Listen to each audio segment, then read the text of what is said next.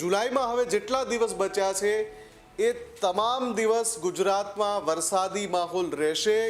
મોટા ભાગના વિસ્તારોને આ વરસાદ આવરી લેશે કે સ્કાયમેટ વેધર કહી રહ્યું છે કે 25મી જુલાઈથી 29મી જુલાઈ ગુજરાતમાં મેઘ તાંડવ સર્જાય એ પ્રકારનો જે સંકેત છે મળી રહ્યો છે। આજથી 25મી જુલાઈ સુધી ગુજરાતના છૂટાછવાયા વિસ્તારમાં ભારેથી અતિ ભારે વરસાદ પડી શકે છે। 25મી જુલાઈથી 29મી જુલાઈ 5 દિવસની આગાહી કરી રહ્યા છે, પણ 21મી જુલાઈએ જ્યારે ફરીથી આપણે જોઈશું, સ્કાયમેટ વેધરનો ડેટા જોઈશું, કેન્દ્રીય હવામાન વિભાગનો ડેટા જોઈશું, તો ચિત્ર બદલાયેલું હશે। એટલે આ વખતે હવામાન છે એ કળવા નથી દઈ રહ્યું, અથવા તો જે આગાહી છે એ દર 24-48 કલાકે બદલાઈ રહી છે। કેટલીક સિસ્ટમો અચાનક સર્જાઈ રહી છે, કેટલીક સિસ્ટમો અચાનક વિખેરાઈ રહી છે।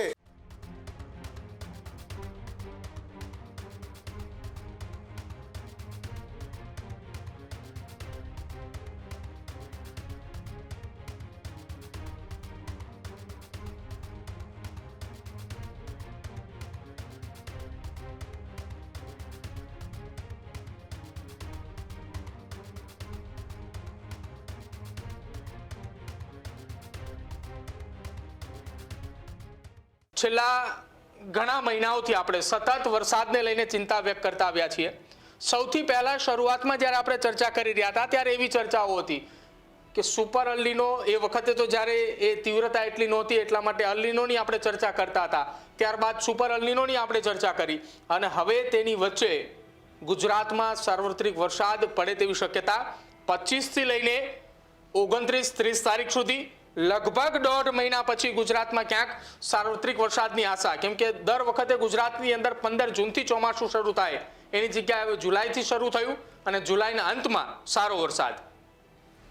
જો સૌથી પહેલાં તો આપણે એ વાત સ્વીકારવી જ પડે કે ચોમાસાની જે પેટર્ન છે આ વખતે આપણે જોઈ, અને એમાં આપણે લગાતાર સુપર અલ્નીનોને સામેલ કરીને રિપોર્ટ્સ બતાવ્યા કે જે પણ વરસાદની પેટર્ન આ વર્ષે છે, ગુજરાતની વાત નથી, આખા દેશની, એ પેટર્ન પ્રભાવિત થઈ છે। તો એનું એક કારણ અલ્નીનો છે અને છે, પણ એ પછી શું આગળ શું થવાનું છે, હવામાન વિભાગની સાથે સાથે જે અલગ અલગ વેધર ફોરકાસ્ટ એજન્સી છે એમનું શું અનુમાન છે। જો અત્યારે થોડી વાર પહેલાં હમણાં જ એક સમાચાર એવા મળ્યા છે જેનાથી એક વાત નિશ્ચિત થાય છે, ગુજરાતની વાત કરીએ તો જુલાઈમાં હવે જેટલા દિવસ બચ્યા છે, એટલે જે સ્કાયમેટ વેધરની આગાહી છે એના ઉપર આવું એ પહેલાં મારે એ કહેવું છે કે જુલાઈમાં હવે જેટલા દિવસ બચ્યા છે એ તમામ દિવસ ગુજરાતમાં વરસાદી માહોલ રહેશે।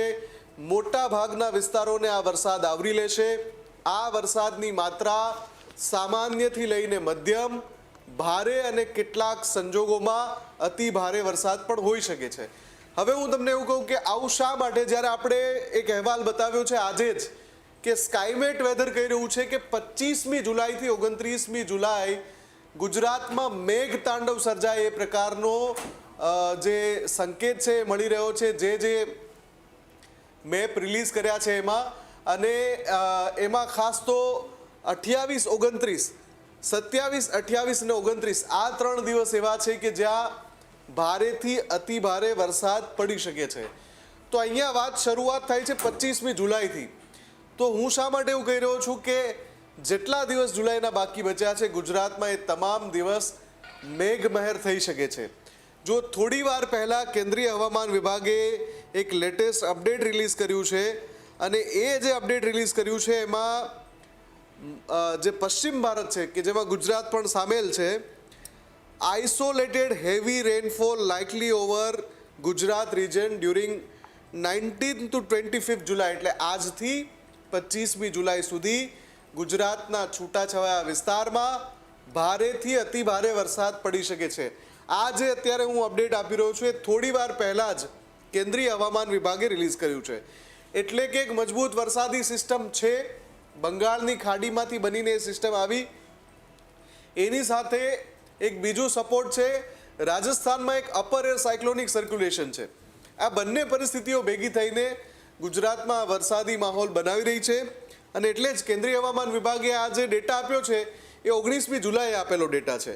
19 થી 25ની વચ્ચે ગુજરાતમાં ખાસ કરીને સૌરાષ્ટ્ર અને કચ્છ જો આમાં કચ્છનું નામ લખ્યું છે, કચ્છ જે છે એ વરસાદની રાહ શરૂઆતથી જોઈ રહ્યું છે અને વેરી હેવી રેનફોલ એવું પણ લખ્યું છે, અતિ ભારે વરસાદ પણ પડી શકે છે. અહીંયા સંભાવનાઓ છે એટલા માટે કે આપણે જોઈએ છીએ આ વર્ષે શરૂઆતથી જોતા આવ્યા છીએ. જૂનના અંતમાં જ્યારે વરસાદી માહોલ બન્યો હતો, આપણે યાદ છે, મને બરાબર યાદ છે, 23 થી 25મી જૂન વચ્ચે પણ વરસાદની આગાહી થઈ હતી ગુજરાતમાં. 23 થી 25મી જૂનમાં ગુજરાતમાં ક્યાંય વરસાદ નહોતો પડ્યો. આગાહી થઈ હતી, વરસાદ નહોતો પડ્યો. આ સત્યને, આ શબ્દોને બરાબર સમજવા જોઈએ, કેમ કે આજ આ વખતના ચોમાસાની પેટર્ન છે, આજ આ વખતના ચોમાસાનું સત્ય છે. ગમે ત્યારે પરિસ્થિતિ બદલાઈ જાય છે. આજે 19મી જુલાઈ આપણે બેઠા છીએ, 25મી જુલાઈથી 29મી જુલાઈ 5 દિવસની આગાહી કરી રહ્યા છે, પણ 21મી જુલાઈએ જ્યારે ફરીથી આપણે જોઈશું, સ્કાયમેટ વેધરનો ડેટા જોઈશું, કેન્દ્રીય હવામાન વિભાગનો ડેટા જોઈશું, તો ચિત્ર બદલાયેલું હશે. એટલે આ વખતે હવામાન છે એ કળવા નથી દઈ રહ્યું, અથવા તો જે આગાહી છે એ દર 24-48 કલાકે બદલાઈ રહી છે. કેટલીક સિસ્ટમો અચાનક સર્જાઈ રહી છે, કેટલીક સિસ્ટમો અચાનક વિખેરાઈ રહી છે.